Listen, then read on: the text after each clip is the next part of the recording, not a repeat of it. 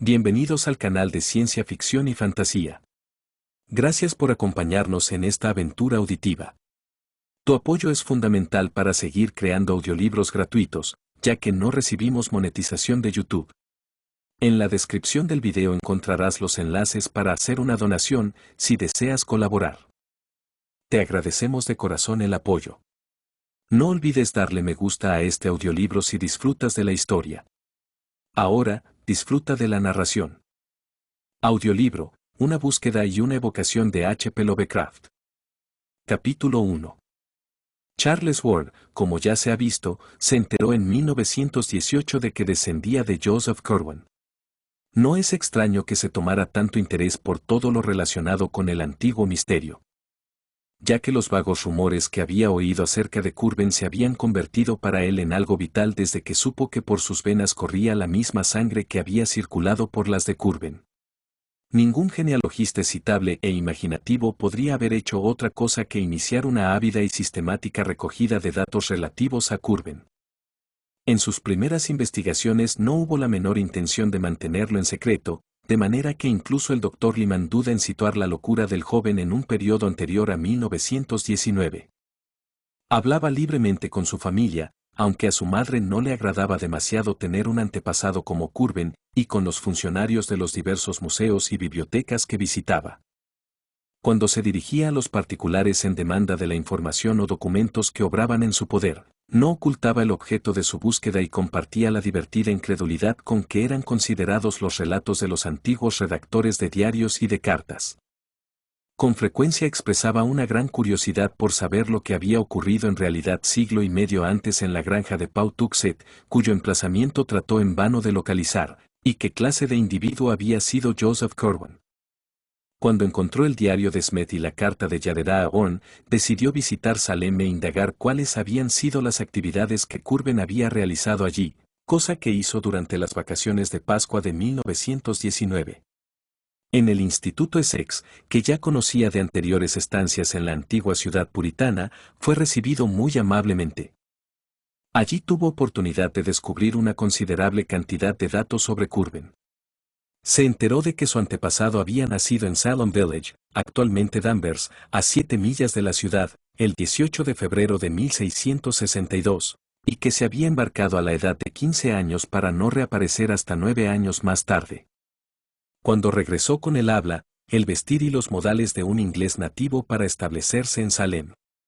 En aquel tiempo casi no se relacionaba con su familia y pasaba la mayor parte del tiempo con los libros que había traído de Europa y los extraños productos químicos que le llegaban en barcos procedentes de Inglaterra, Francia y Holanda. Algunos de sus viajes por la región dieron mucho que hablar y se asociaron con vagos rumores acerca de hogueras que ardían por la noche en las colinas. Los únicos amigos íntimos de Curwen habían sido un tal Edward Hutchinson, de Salem Village, y un tal Simon Horn, de Salem. Con frecuencia se le vio acompañado de aquellos hombres en los alrededores del parque, y las visitas entre ellos no eran menos frecuentes. Hutchinson era propietario de una casa próxima al bosque y se decía que por la noche se oían en ella unos extraños ruidos. Se comentaba también que recibía extraños visitantes y que las luces que se reflejaban en sus ventanas no eran siempre del mismo color. El conocimiento que demostraba tener sobre personas que habían muerto hacía mucho tiempo y sobre acontecimientos remotos era considerado como claramente sospechoso. Hutchinson desapareció en la época del Gran Pánico de Salem y nunca se volvieron a tener noticias suyas. También Joseph Corwin se marchó en la misma época, aunque se supo que se había establecido en Providence. Simon Horner residió en Salem hasta 1720, cuando el hecho de que no envejeciera empezó a llamar la atención. Entonces desapareció, pero 30 años más tarde se presentó su hijo reclamando sus propiedades. La reclamación prosperó debido a lo irrefutable de los documentos, de puño y letra de Simon Horn.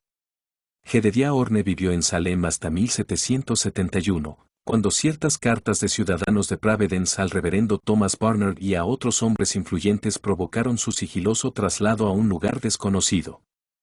Algunos documentos que trataban de aquellos extraños asuntos se pudieron conseguir en el Instituto Essex, el Ayuntamiento y la Oficina del Registro de la Propiedad, incluyendo inofensivos títulos de propiedad o facturas de venta y furtivos fragmentos de una naturaleza más misteriosa. En los archivos del juicio por brujería había 4 o 5 alusiones inconfundibles a ellos, como cuando un tal Epsiba Lawson juró, el 10 de julio de 1692, ante el tribunal de Oyer y Terminen presidido por el juez Atorne, que 40 brujas y el hombre negro se reunieron en los bosques situados detrás de la casa del señor Hutchinson. Y un tal Amareja declaró, en una sesión del 8 de agosto ante el juez Hedney, que G.B. George Burroughs fue marcado por el diablo la misma noche que lo fueron Bridget S., Jonathan A., Simon O., Deliverance W. Joseph C., Susan P., Maharobo C. y Deborah B. Había un catálogo de la misteriosa biblioteca de Hutchinson tal como se encontró después de su desaparición y un manuscrito inacabado, escrito por el propio Hutchinson en una clave que nadie pudo descifrar. Ward hizo sacar una copia fotostática del manuscrito y empezó a trabajar en la clave. A partir del mes de agosto su tarea se hizo intensa y febril, y, a juzgar por su comportamiento y sus palabras, puede suponerse que encontró la clave en octubre o noviembre de aquel mismo año. Sin embargo, Ward no aclaró nunca si había tenido éxito o no. Pero el material de mayor y más inmediato interés era el de Orne. A Ward no le resultó muy difícil demostrar por la caligrafía una cosa que ya había dado por supuesta después de leer la carta dirigida a Curwen, es decir, que Simon On y su supuesto hijo eran la misma persona. Tal como Orne le decía a su corresponsal, continuar viviendo en Salem se había vuelto peligroso, y, por ello, decidió pasar 30 años en el extranjero y regresar a reclamar sus propiedades como representante de una nueva generación de la familia. Orne se había tomado la molestia de destruir la mayoría de su correspondencia, pero los ciudadanos que actuaron en 1771 encontraron y conservaron unas cuantas cartas y documentos que habían despertado su curiosidad. Eran fórmulas y diagramas en clave que Ward copió o fotografió cuidadosamente, y una carta sumamente misteriosa en una caligrafía que Ward reconoció como perteneciente a Joseph Curwen. Aquella carta de Curwen, en la que no constaba el año en que fue escrita, evidentemente no era la que había dado lugar a la respuesta de Orne que había llegado a las manos de S. Wooden. Ward la fechó aproximadamente en 1750. No estará de más reproducir el texto completo como una prueba del estilo de un personaje cuya historia era tan oscura y tan terrible. El destinatario figura como Simon, pero el nombre aparece tachado. Providence, 1 de mayo. Hermano. Mi honorable y antiguo amigo, con los debidos respetos y buenos deseos a aquel a quien servimos para su eterno poder, quiero informarte de lo que debes saber sobre el último extremo. No estoy dispuesto a seguirte marchándome de aquí, ya que Providence no juzga con la dureza de otros lugares las cosas que se salen de lo ordinario. Me encuentro atado por mis negocios y no puedo actuar igual que tú. Además, mi granja de Pawtuxet tiene en sus entrañas lo que tú sabes, y no puedo abandonarlo.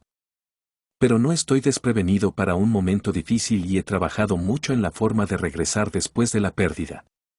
Anoche descubrí las palabras que traen a Yoggesotote y vi por primera vez aquel rostro de que habla Inés Chacabac en él.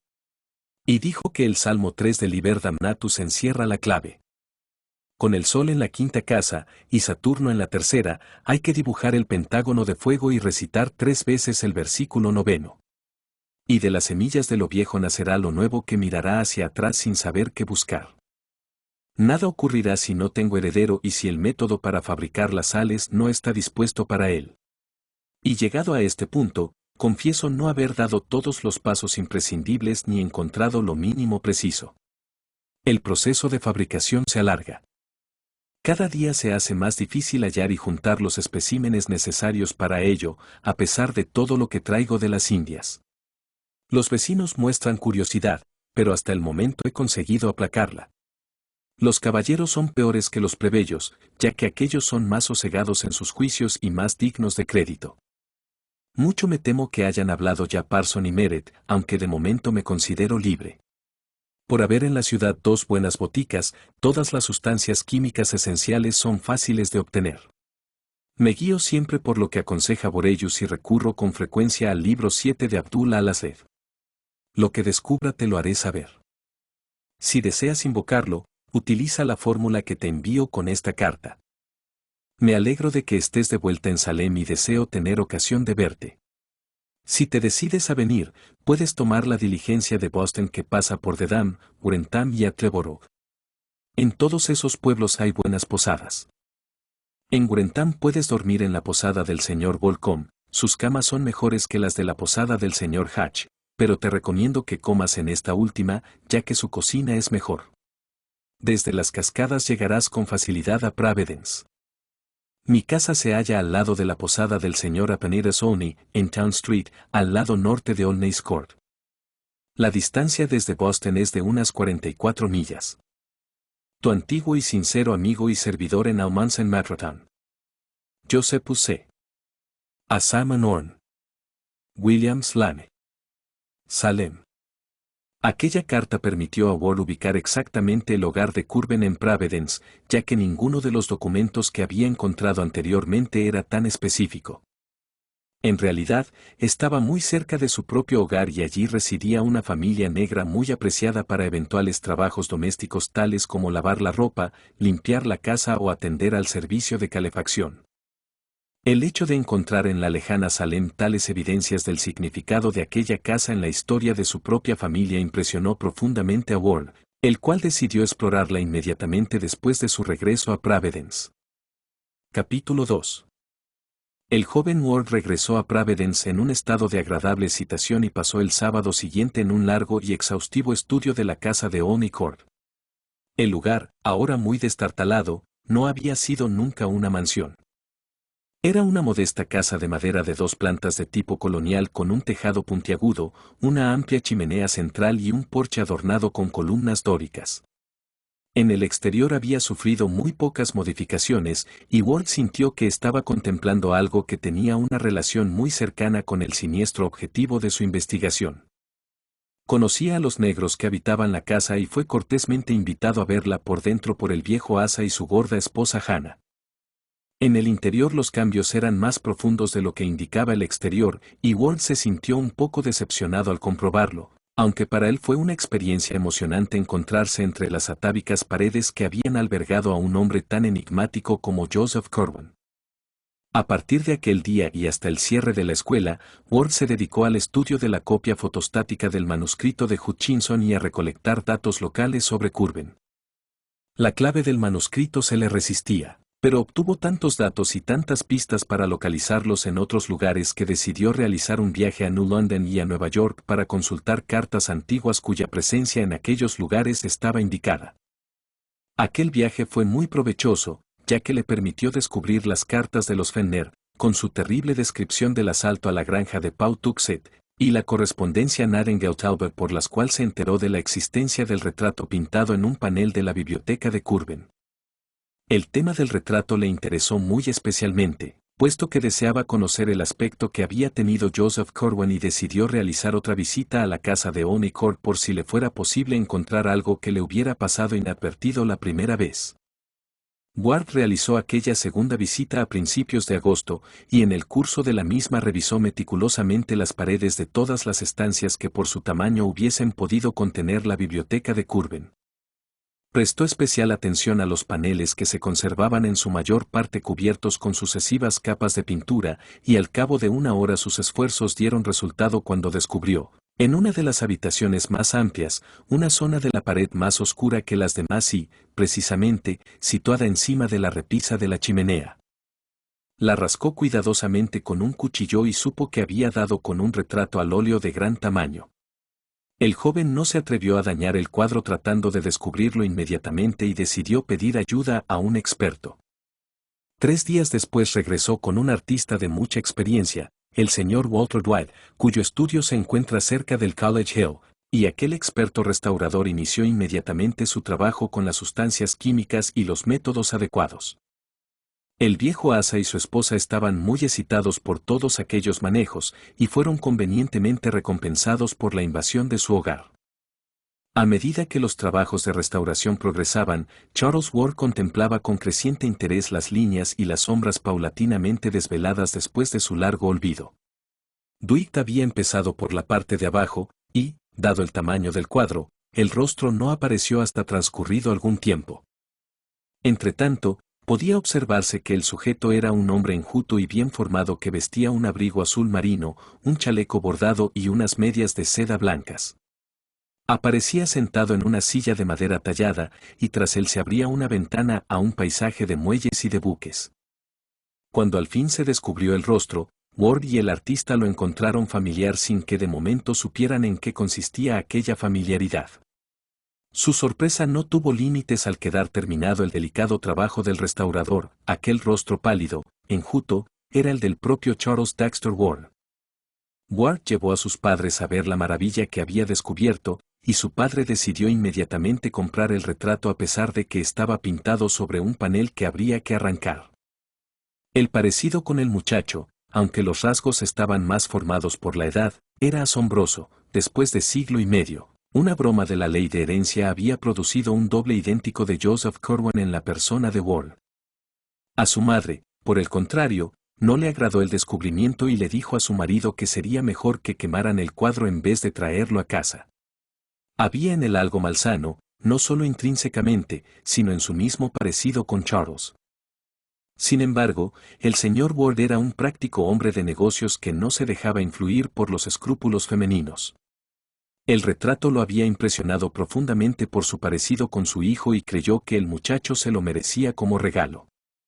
No es necesario decir que Charles compartía la opinión de su padre, y, unos días después, el señor Ward localizó al propietario de la casa y adquirió el trozo de pared que contenía el retrato.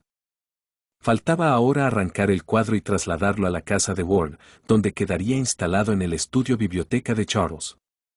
El propio Charles fue el encargado de supervisar el traslado y el 28 de agosto acudió junto a 2 empleados de la firma Kruke, expertos en decoración, a la casa de Olney Court.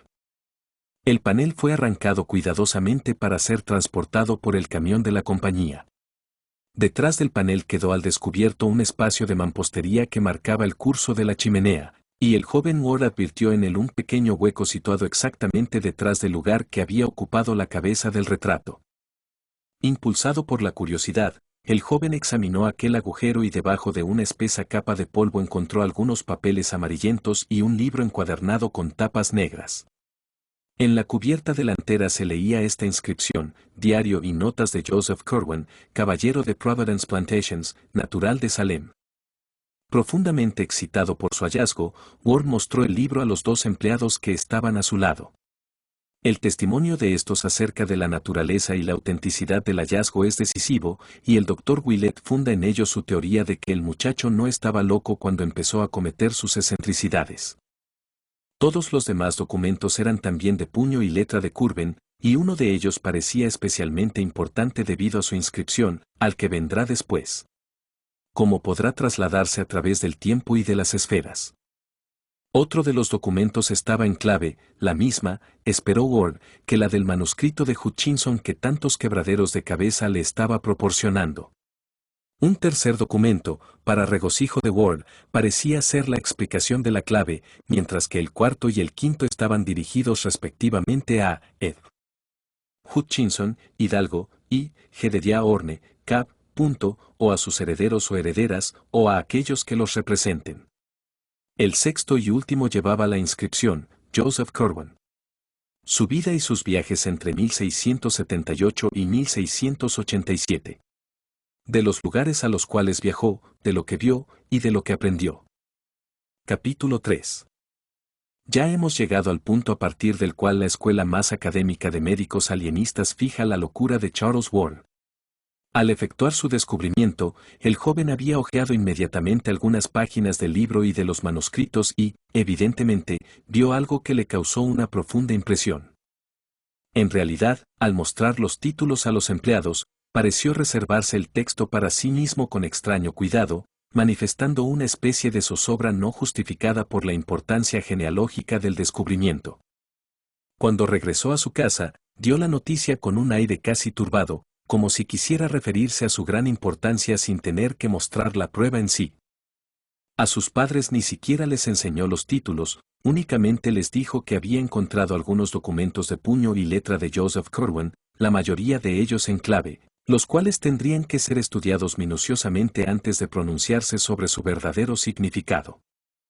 Aquella noche Charles Ward no se acostó. Se le fueron pasando las horas mientras leía los documentos y el libro recién descubiertos, y cuando se hizo de día continuó leyendo. Por la mañana su madre lo encontró trabajando frenéticamente en la copia fotostática del manuscrito de Hutchinson, el cual le había mostrado frecuentemente, pero, en respuesta a sus preguntas, se limitó a decir que no correspondía a la clave de Curwen. Por la tarde abandonó su trabajo para observar con fascinación a los obreros que habían venido a colocar el cuadro en su estudio. Cuando los obreros se marcharon, terminado su trabajo, el joven se sentó delante del cuadro con la mitad de su atención concentrada en el manuscrito y la otra mitad en el retrato que parecía devolverle su propia imagen como un espejo. Sus padres, al recordar su comportamiento en aquella época, daban interesantes detalles sobre la actitud de ocultamiento que practicaba. Delante de los criados raramente escondía algún documento que estuviera estudiando, ya que suponía que la intrincada y arcaica caligrafía de Curwen no estaba a su alcance.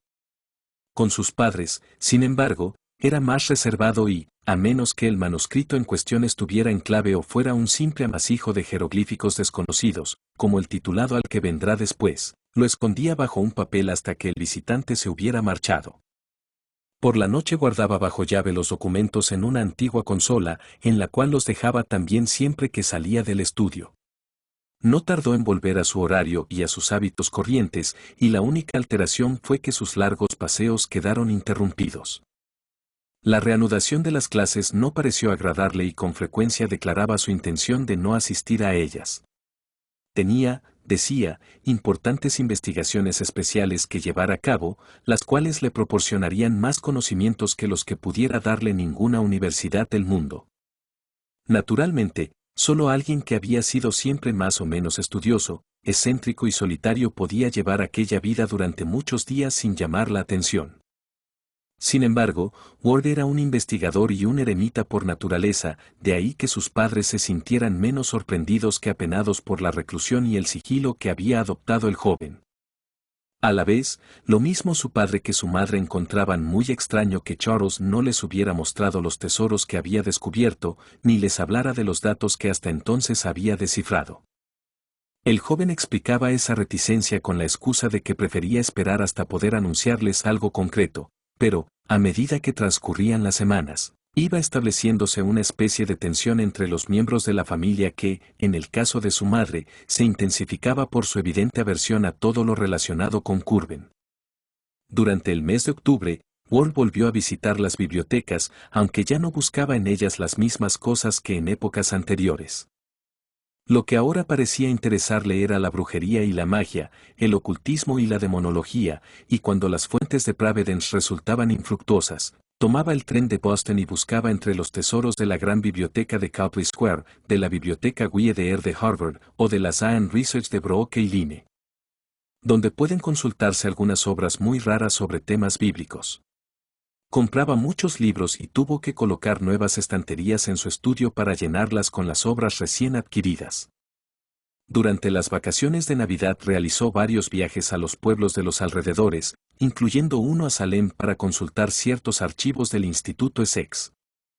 A mediados de enero de 1920, Ward empezó a mostrar una expresión de triunfo, al mismo tiempo que dejaba de trabajar en el manuscrito cifrado de Hutchinson. En cambio, se dedicó a una doble actividad de experimentos químicos y de buscador de archivos, instalando para los primeros un laboratorio en el ático de su casa y acudiendo para la segunda de estas actividades a todas las fuentes de estadísticas vitales de Providence. Los comerciantes locales de drogas y materiales científicos, interrogados más tarde, dieron unas listas asombrosamente raras de las sustancias e instrumentos que adquiría, pero los empleados del ayuntamiento y de las distintas bibliotecas coincidían en lo que respecta al objetivo concreto de su segunda actividad. Estaba buscando apasionada y frenéticamente la tumba de Joseph Curwen, de cuya lápida una generación más antigua había borrado prudentemente el nombre. Paulatinamente, la familia de Ward fue dándose cuenta de que algo extraño sucedía. No era la primera vez que Charles se mostraba caprichoso y extravagante, pero sus rarezas actuales resultaban inconcebibles, incluso tratándose de él. Las tareas universitarias habían dejado de interesarle, y, a pesar de que no lo suspendieron en ninguna asignatura, resultaba obvio que su antigua aplicación había desaparecido del todo. Ahora tenía otras preocupaciones y cuando no estaba en su laboratorio rodeado de libros antiguos, sobre todo de alquimia, era porque estaba rebuscando en antiguos y empolvados archivos, o bien pegado a sus volúmenes de ciencias ocultas en su estudio, donde los sorprendentemente similares rasgos de Joseph Corwin lo contemplaban desde una de las paredes. A finales de marzo, Ward acompañó su búsqueda de archivos con una fantástica serie de paseos por los distintos cementerios antiguos de la ciudad. La causa se conoció más tarde, cuando, a través de los empleados del ayuntamiento, se supo que probablemente había encontrado una pista importante. Sus investigaciones le habían permitido averiguar casualmente que la tumba de Joseph Corwin estaba muy próxima a la de un tal Naftali Field. Efectivamente, examinados los archivos que Ward había estado consultando, los investigadores hallaron algo que había escapado al propósito de hacer desaparecer todo recuerdo de Curwen, un fragmento en el que se afirmaba que el ataúd de plomo había sido enterrado 10 pies al sur y 5 pies a oeste de la tumba de Naftali Field, en él. El hecho de que no se precisara el cementerio hacía muy difícil la búsqueda, y la tumba de Naftali Field parecía tan esquiva como la de Curwen, pero en el caso de Phil no había existido ninguna eliminación sistemática de datos, por lo que era de suponer que su tumba podría ser localizada. Y buena prueba de que Ward también pensaba así es el hecho de que las visitas que realizaba a los cementerios excluían diversos camposantos congregacionistas, ya que había averiguado que el único Naftali Field, fallecido en 1729, a que podía hacer referencia a la anotación había sido baptista. Capítulo 4. Durante el mes de mayo, por solicitud del señor Ward y provisto de toda la información relacionada con Curwen que la familia había recabado de Charles en su época normal, el Dr. Willett mantuvo una conversación con el joven. La entrevista no le permitió llegar a ninguna conclusión definitiva, ya que Willett notó que Charles era perfectamente dueño de sus facultades y se dedicaba a asuntos de verdadera importancia, pero al menos obligó al reservado muchacho a ofrecer alguna explicación racional de su reciente comportamiento. Ward pareció dispuesto a hablar de sus actividades, pero no a desvelar su objetivo. Afirmó que los documentos de su antepasado contenían algunos importantes secretos de naturaleza científica, la mayoría en clave, y su alcance aparente solo era equiparable al de los descubrimientos del fraile Bacon, y tal vez lo superaban. Sin embargo, no poseían ningún significado salvo que se relacionaran con un cuerpo de enseñanzas completamente anticuado, de modo que su inmediata presentación a un mundo provisto únicamente de ciencia moderna los despojaría de toda espectacularidad y no pondría en evidencia su dramático significado. Para que ocuparan su lugar en la historia del pensamiento humano, tenían que ser correlacionados en primer lugar por alguien familiarizado con la época en la que se desarrollaron. Y Ward estaba ocupado ahora en aquella tarea de correlación. Estaba estudiando para aprender lo más rápidamente posible aquellas olvidadas artes antiguas que un auténtico intérprete de los datos de Curwen necesitaba, y esperaba a su debido tiempo informar cumplidamente a la humanidad y al mundo del pensamiento. Ni siquiera Einstein, declaró, podía revolucionar de forma más absoluta las teorías científicas en boga. En cuanto a las visitas a los cementerios, aunque sin especificar los progresos realizados, dijo que tenía motivos para creer que la mutilada lápida de la tumba de Curwen contenía ciertos símbolos místicos, grabados a indicación suya e ignorantemente omitidos por los que habían borrado el nombre, que eran absolutamente necesarios para la resolución de su sistema cifrado. En su opinión, Curwen había deseado guardar celosamente su secreto y, en consecuencia, había repartido los datos de un modo muy raro. Cuando el Dr. Willett pidió ver los documentos místicos, Ward se mostró muy reticente e intentó eludirlo mostrándole la copia fotostática del manuscrito de Hutchinson y las fórmulas y diagramas de Orne, pero finalmente le permitió echar una ojeada a algunos de los documentos de Curwen. El diario y notas y el mensaje encabezado por «Al que vendrá después». Abrió el diario por una página escogida precisamente por su inocuidad, para que Willett pudiera ver la escritura de Curwen. El doctor la examinó atentamente y, por el estilo y la caligrafía, quedó convencido de que el documento era auténtico. El texto en sí era relativamente anodino, y Willett recordaba solo un fragmento.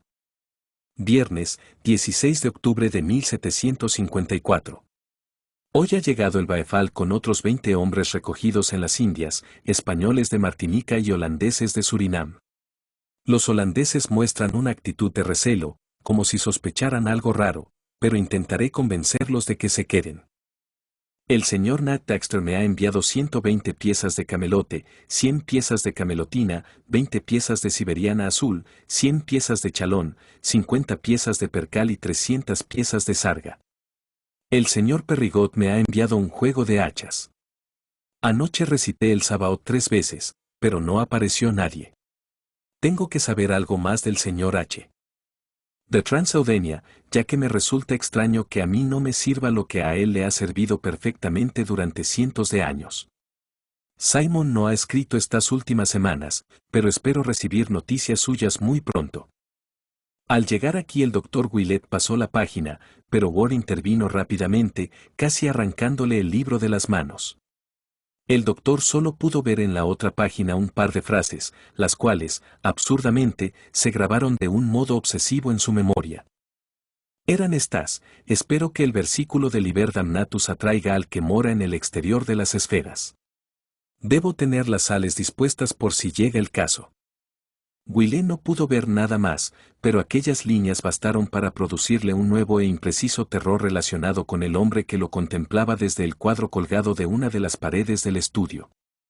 Desde entonces tuvo la extraña fantasía, su calidad de médico no le permitía creer que fuera otra cosa, de que los ojos del retrato tenían una especie de deseo, cuando no una verdadera tendencia, de seguir al joven Ward cuando se movía por la estancia.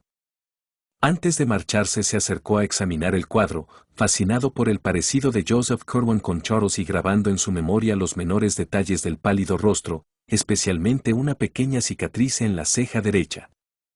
Decidió que Cosmo Alexander fue un pintor digno de la Escocia que produjo a Raeburn y un profesor digno de su ilustre discípulo Gilbert Stuart. Tranquilizados por el doctor en el sentido de que la salud mental de Charles no estaba en peligro, y de que, por otra parte, estaba ocupado en unas investigaciones que podían ser verdaderamente importantes, los Ward se mostraron más permisivos con él de lo que lo hubieran sido en otras circunstancias al negarse rotundamente. En el mes de junio, a asistir a la universidad, alegando que debía efectuar unos estudios mucho más importantes y expresando su deseo de hacer un viaje al extranjero a fin de conseguir ciertos datos no disponibles en América. El señor Ward, aunque se opuso al viaje por encontrarlo absurdo para un muchacho de solo 18 años, transigió en el asunto de la universidad. De modo que, tras una graduación no demasiado brillante en la Moses Brown School, siguió para Charles un periodo de 3 años de absorbentes estudios secretos e investigación en los cementerios. Se creó fama de excéntrico y se relacionó aún menos con su familia. Vivía para su trabajo, y solo de vez en cuando se permitía un viaje a otras ciudades para consultar antiguos archivos. En una ocasión fue al sur para hablar con un viejo y extraño mulato que vivía en un marjal y acerca del cual un periódico había publicado un curioso artículo. También viajó hasta una pequeña aldea de las Adirondack para comprobar lo que había de cierto en las historias sobre las extrañas ceremonias rituales que allí se celebraban. Pero sus padres continuaron prohibiéndole el ansiado viaje a Europa.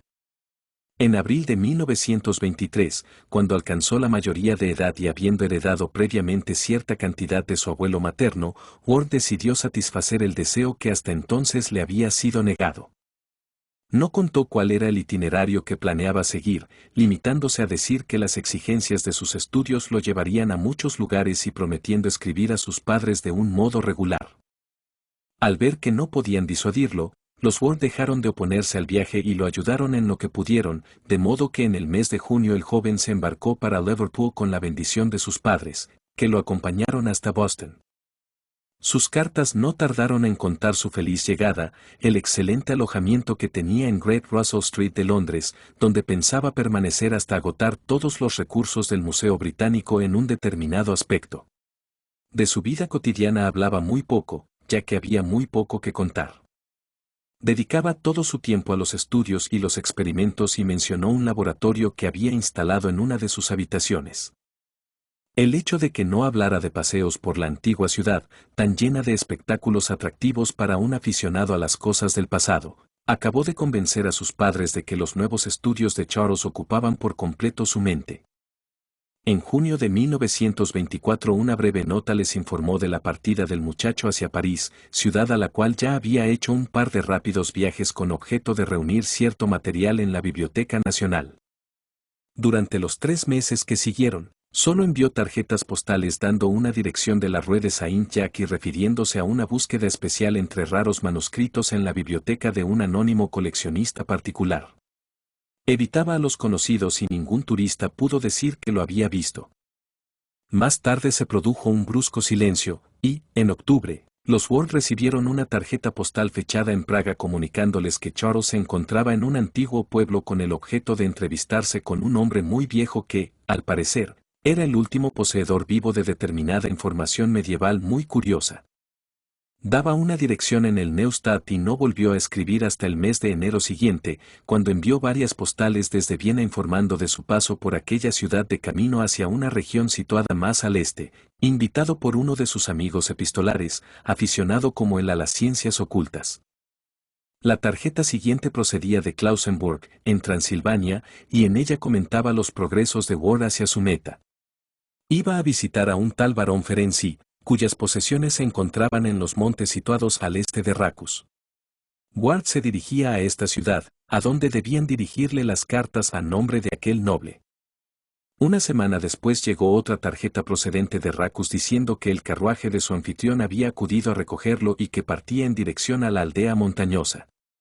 Aquel fue su último mensaje durante un largo periodo de tiempo. En realidad, no contestó a las frecuentes cartas de sus padres hasta el mes de mayo, cuando escribió para oponerse al plan de su madre de reunirse con él en Londres, París o Roma durante el verano, cuando los Ward pensaban efectuar un viaje a Europa. Charles explicó que sus investigaciones no le permitían abandonar su actual residencia y que la situación del castillo del barón de Ferenczi no era apropiada para las visitas. Se encontraba en plena zona montañosa y la gente de aquellos contornos temía tanto a aquellas posesiones que no podía esperar obtener ninguna ayuda en caso de dificultades. Además, el barón no era una persona capaz de parecer simpático a unos perfectos y conservadores miembros de la sociedad de Nueva Inglaterra, su aspecto y sus modales eran muy peculiares, y el problema de su edad, que según parece era considerable, resultaba inquietante. Lo mejor, decía Charles, sería que sus padres esperaran su regreso a Providence, el cual no tardaría en producirse. Sin embargo, aquel regreso no tuvo lugar hasta el mes de mayo de 1925, cuando, tras unas tarjetas que lo anunciaban, el joven llegó a Nueva York en el Homeric y recorrió el largo camino hasta Providence en un automóvil, atravesando las verdes colinas de Connecticut. Su primer contacto con la antigua Nueva Inglaterra después de casi 4 años de ausencia. La vieja Providence. Aquel lugar y las misteriosas fuerzas de su amplia historia eran los que lo habían traído a la vida y lo habían arrastrado hacia maravillas y secretos cuyos límites no podía fijarlos ningún profeta. Ahora tenían ante él la maravilla, el misterio o el horror para el cual se había estado preparando durante todos aquellos años de viajes y de estudios. Un taxi lo condujo por las calles que había recorrido con tanta frecuencia hasta la gran casa de fachada enjalbegada donde había nacido. Empezaba a oscurecer y Charles Dexter Ward había vuelto a casa. Capítulo 5. Una escuela de alienistas un poco menos académica que la del Dr. Lyman atribuye el inicio de la verdadera locura de Ward a su viaje a Europa. Admitiendo que estaba sano cuando partió, opinan que su conducta después de su regreso implicaba un desastroso cambio. Pero el Dr. Willett se niega a compartir esta opinión, insistiendo en que la locura apareció algo más tarde y atribuyendo las extravagancias del joven en aquel periodo a la práctica de unos ritos aprendidos en el extranjero, los cuales resultaban bastante extraños, desde luego, pero no suponían una aberración mental por parte de su practicante. El propio Charles, aunque visiblemente envejecido y más duro de carácter, continuaba siendo normal en sus reacciones generales y en varias entrevistas con Willett demostró un equilibrio que ningún loco, ni siquiera un loco precoz, era capaz de fingir de forma continuada. Lo que hizo pensar en la anormalidad de Ward durante aquel periodo fueron los sonidos que se oían continuamente en su laboratorio casero, donde permanecía encerrado la mayor parte del tiempo. Eran cánticos, repeticiones y estruendosas recitaciones, y, aunque aquellos sonidos procedían siempre del propio Ward, había algo en la calidad de su voz y en los acentos de las fórmulas que recitaba que helaba la sangre de quien los oía. Se observó que Nick, el venerable y mimado gato negro de la casa, arqueaba el lomo con los pelos erizados cuando sonaban ciertos acentos. Los olores que algunas veces brotaban del laboratorio eran también muy extraños. A veces ofendían al olfato, pero más frecuente era que tuvieran una calidad aromática que parecía poseer la virtud de inspirar fantásticas ideas. Aquellos que los olían mostraban una clara tendencia a imaginar escenas fantásticas, desarrolladas entre extrañas colinas o interminables avenidas de esfinges y de hipogrifos que se extendían hasta el infinito. Ward no retornó a sus paseos de otras épocas, se dedicaba exclusivamente a los misteriosos libros traídos de Europa y a los igualmente misteriosos experimentos en su laboratorio, explicando que las fuentes europeas habían ampliado considerablemente las posibilidades de su tarea y prometían grandes revelaciones en los años venideros. Su aspecto envejecido aumentaba de modo increíble su parecido con el retrato de Curwen colgado en su estudio, y el doctor Willett se detenía a menudo ante el cuadro después de una visita, maravillándose de la similitud y diciéndose que lo único que diferenciaba ahora a Charles de Joseph Curwen era la pequeña cicatriz en la ceja derecha. Aquellas visitas de Willett, hechas a petición de los padres del joven, eran muy curiosas. Ward no rechazaba nunca al doctor, pero éste advirtió que era incapaz de penetrar en la psicología íntima del joven. Con frecuencia veía cosas muy raras a su alrededor, pequeñas imágenes de cera de grotesco diseño en las estanterías o en las mesas y los restos semiborrados de círculos, triángulos y pentágonos dibujados con tiza o carbón en el centro de la amplia estancia, y cada noche se escuchaban aquellos cánticos e invocaciones. Hasta que resultó muy difícil retener en la casa a los criados o evitar que la gente comentara furtivamente la locura de Charles. En enero de 1927 ocurrió un extraño incidente. Una noche, en torno a las 12, cuando Charles entonaba un cántico de desagradable cadencia, sopló repentinamente una ráfaga de viento helado procedente de la bahía al mismo tiempo que se producía un leve temblor de tierra que pudo ser percibido por toda la vecindad. El gato manifestó un miedo espantoso, y los perros ladraron en una milla a la redonda. Aquello fue el anticipo de una brusca tormenta completamente inusual en aquella época del año. Con ella se produjo tal estruendo en la parte alta de la casa de los Ward que los padres de Charles creyeron que el edificio había sido alcanzado por un rayo. Corrieron escaleras arriba para comprobar si la casa había sufrido algún desperfecto, pero Charles le salió al paso en el rellano del desván, pálido, resuelto, con una mezcla casi horrorosa de triunfo y de seriedad en su rostro, asegurándoles que no había caído ningún rayo y que la tormenta no tardaría en amainar. El señor Ward miró a través de una ventana y comprobó que su hijo tenía razón, los relámpagos centelleaban cada vez más lejos, y los árboles volvían a inmovilizarse tras haber sido sacudidos por unas heladas ráfagas de viento. El estruendo del trueno se convirtió en un lejano murmullo y finalmente se extinguió. Salieron las estrellas, y el aire de triunfo en el rostro de Charles Ward se transformó en una expresión muy peculiar. Durante un par de meses después de aquel incidente, Ward se recluyó menos de lo habitual en su laboratorio. Mostraba un desacostumbrado interés por el clima, haciendo extrañas preguntas sobre la época del deshielo primaveral. Una noche de finales de marzo salió de casa después de las 12 y no regresó hasta el amanecer. Su madre, que estaba despierta, oyó el ruido de un coche. Alguien estaba refunfuñando, y la señora Ward se levantó y se asomó a la ventana viendo 4 borrosas figuras que sacaban una caja alargada de una camioneta y, siguiendo las instrucciones de Charles, la introducían en la casa por una puerta lateral.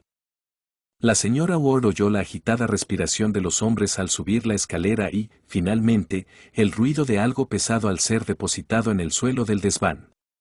Luego, oyó los pasos descendiendo, y los 4 hombres reaparecieron en el exterior marchándose en la camioneta.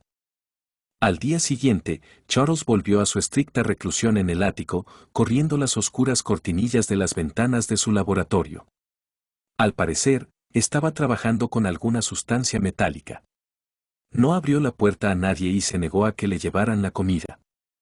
Alrededor del mediodía se oyó un terrible grito y el sonido de una caída, pero cuando la señora Ward llamó a la puerta, su hijo le respondió débilmente que no pasaba nada, que el espantoso e indescriptible hedor que llenaba el aire era totalmente inofensivo y desgraciadamente necesario. Más tarde bajaría a almorzar. Por la tarde, después de oírse unos extraños sonidos sibilantes que procedían del laboratorio, Charles se presentó ante sus padres con un aspecto sumamente macilento. Lo primero que dijo fue que nadie debía entrar en el laboratorio bajo ningún pretexto. Aquello fue el principio de otro periodo de impenetrable sigilo, ya que desde entonces no se le permitió a nadie visitar las habitaciones del desván. Charles instaló una cama en uno de los cuartos y dormía allí. Poco después compró un bungalow en Pawtuxet y trasladó a él todos sus efectos científicos. Por la noche, Charles cogió el periódico antes que el resto de la familia y arrancó parte de una página, al parecer de forma accidental. Más tarde, el doctor Willett, habiendo fijado la fecha por las declaraciones de varios miembros de la familia, consiguió un ejemplar intacto en las oficinas del jornal y descubrió que en la página estropeada aparecía el siguiente texto: excavadores nocturnos sorprendidos en un cementerio.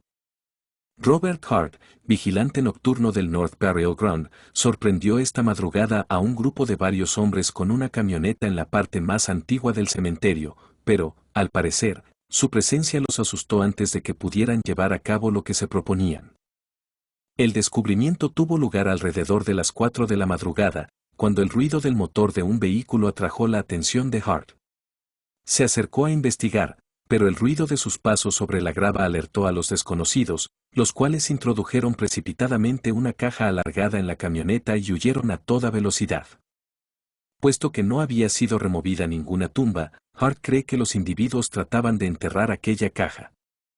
Los excavadores llevaban trabajando largo rato antes de ser descubiertos, ya que Hart encontró un hoyo enorme a un lado del camino de Amosa Field, donde la mayoría de las antiguas lápidas han desaparecido hace mucho tiempo.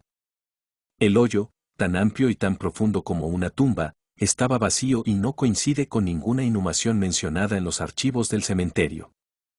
El sargento Raleigh, de la policía local, examinó el lugar y dijo que creía que el hoyo había sido excavado por unos contrabandistas de licores que buscaban un sitio seguro para esconder algún cargamento.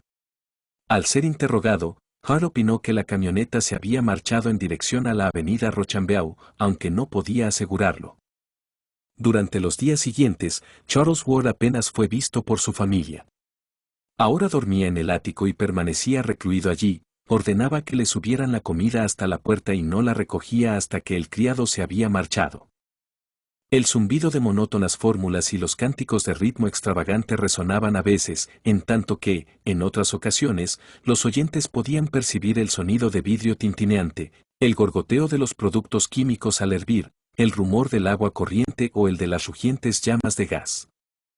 Unos olores completamente inclasificables, distintos a cualquier olor conocido, brotaban a veces alrededor de la puerta, y el aire de tensión visible en el joven recluso siempre que se aventuraba a salir por unos instantes provocaba las más descabelladas hipótesis. En una ocasión efectuó un apresurado viaje al Ateneo en busca de un libro que necesitaba, y otro día contrató a un mensajero para que fuera a recoger un volumen muy raro a Boston. La situación se estaba volviendo insoportablemente angustiosa y ni el doctor Willett ni los padres de Charles sabían qué hacer o qué pensar acerca de ella. Capítulo 6. El 15 de abril la situación evolucionó de un modo muy extraño. Aunque las cosas seguían aparentemente igual, se podía detectar una terrible diferencia, y el doctor Willett atribuyó una gran importancia al cambio. Era el día de Viernes Santo, circunstancia esta que los criados no dejaron de comentar, mientras que otros la calificaban de desafortunada coincidencia. A última hora de la tarde, el joven Ward empezó a repetir una fórmula en voz más alta de lo que era habitual al tiempo que quemaba alguna sustancia tan acre que el olor se extendió por toda la casa.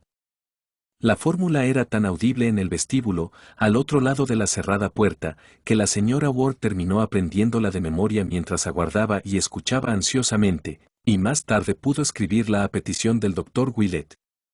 Algunos expertos le han dicho al doctor Willett que la fórmula tiene una estrecha analogía con los escritos místicos de Eliphas Levi, aquel ser misterioso que se deslizó a través de una rendija por la puerta prohibida y contempló el espantoso panorama de la bóveda que se extiende más allá. Era esta. Per Adonai Elohim, Adonai Jehová.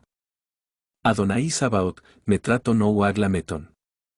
Verbum pitonicum, mysterium salamandrae. Conventus silvorum, antranomorum. Daemonia Coeli God, Almonsin, Gibor. Jeosua, Ebam Sariatnatmik, vení, vení, vení.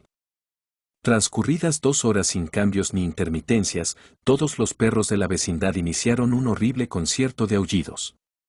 Al mismo tiempo, un horrible hedor se extendió por toda la casa, un hedor que ninguno de sus moradores había captado nunca ni volvería a captar. En medio de aquella pestilencia se produjo un centelleo como el de un relámpago, que hubiese resultado cegador e impresionante de no ser por la luz del día que lo rodeaba, y luego se oyó aquella voz que ningún oyente podrá olvidar nunca debido a su atronadora lejanía, su increíble profundidad y su fantástica desemejanza con la voz de Charles Ward. Estremeció la casa y fue oída claramente por 2 vecinos al menos, por encima del aullar de los perros. La señora Ward, que se había mantenido a la escucha delante del cerrado laboratorio de su hijo, reconoció aquella voz como la que había retumbado en la siniestra granja de Pawtuxet la noche de la aniquilación de Joseph Corwin. No podía equivocarse, ya que Charles la había descrito claramente en la época en que hablaba sin reservas de sus investigaciones sobre Curwen. La voz clamó en un misterioso idioma. Dais mies geschet poene doesef toubema en itemaos. Seguidamente tuvo lugar un momentáneo oscurecimiento de la luz del día, a pesar de que aún faltaba 1 hora para la puesta del sol, y luego una vaharada pestilente vino a añadirse a la primera, distinta en su calidad, pero igualmente desconocida e insoportable. Charles estaba cantando de nuevo, y su madre pudo oír unas sílabas que sonaban como Ginas Yoxotote y Fitrodak, finalizando con un ya, cuya fuerza maníaca aumentaba en ensordecedor crescendo. Un segundo después todos los recuerdos anteriores quedaron borrados por el alarido que estalló con repentino frenesí para convertirse gradualmente en un paroxismo de diabólica e histérica risa. La señora Ward, mortalmente asustada, pero con el ciego coraje que infunde la maternidad, se acercó a la puerta del laboratorio y llamó a ella insistentemente sin recibir respuesta alguna. Insistió en sus llamadas, pero se interrumpió nerviosamente al oír otra voz, esta vez la de su hijo. De repente, la señora Ward se desmayó sin que pueda recordar la causa concreta e inmediata de su desvanecimiento. Hay ocasiones en que la memoria crea misericordiosas lagunas. El señor Ward regresó de su oficina a las 6:15 y no encontró a su esposa en la planta baja. Los asustados sirvientes le informaron de que probablemente estaba en el ático, atenta a los extraños acontecimientos que estaban sucediendo allí. El señor Ward subió apresuradamente y encontró a su esposa caída en el suelo del pasillo que conducía al laboratorio de Charles. Al comprobar que se había desmayado, fue a buscar un vaso de agua y la vertió sobre el rostro de la señora Ward. Mientras contemplaba aliviado cómo su esposa abría unos ojos asombrados, un escalofrío recorrió su cuerpo amenazando con llevarlo al mismo estado del que la señora Ward estaba saliendo. El aparentemente silencioso laboratorio no estaba tan silencioso como parecía. El señor Ward pudo oír los murmullos de una tensa y apagada conversación en tono demasiado bajo para ser comprendida, pero de una naturaleza profundamente inquietante para el alma. El hecho de que Charles recitara fórmulas no era nuevo, pero aquel murmullo era evidentemente distinto. Se trataba indudablemente de un diálogo o de una imitación de inflexiones de voz sugiriendo preguntas y respuestas, afirmaciones y réplicas. Una de las voces era indiscutiblemente la de Charles, pero la otra tenía una profundidad que la hacía irreconocible. Había algo espantoso, sacrílego y anormal en todo aquello, y si su esposa no hubiera gritado, aclarando su mente al despertar su instinto protector, es poco probable que Theodore Howland Ward pudiera haber seguido manteniendo, durante casi 1 año más, su afirmación de que nunca se había desmayado. Reaccionó ante aquel grito cogiendo a su esposa en brazos y trasladándola a la planta baja para que no escuchara las voces que tanto lo habían trastornado a él mismo. Sin embargo, no escapó con la suficiente prontitud como para no oír algo que lo hizo tambalearse peligrosamente con su carga. Por lo visto, el grito de la señora Ward había sido escuchado por otros y, en respuesta a él, habían llegado desde detrás de la puerta las primeras palabras comprensibles tras el terrible coloquio precedente. Consistieron únicamente en una excitada advertencia proferida por Charles, pero lo que llenó de espanto a su padre fue lo que aquella advertencia implicaba. Charles se había limitado a decir, «Chist. Escríbalo». El señor y la señora Ward conversaron prolongadamente después de cenar, y el primero decidió mantener una firme y seria charla con Charles aquella misma noche. Por importante que fuera el objetivo de sus investigaciones, semejante conducta no podía ser permitida por más tiempo, ya que los últimos acontecimientos traspasaban los límites de la cordura y constituían una amenaza para el orden y para el sistema nervioso de los habitantes de la casa. Naturalmente, el joven debía de haber perdido la razón, puesto que solo a un demente se le podía ocurrir gritar de aquella forma y simular que estaba hablando con otra persona imitando la voz de su interlocutor. Todo aquello tenía que acabar de una vez, pues, de no ser así, la señora Ward enfermaría y conservar a los sirvientes en la casa se haría imposible.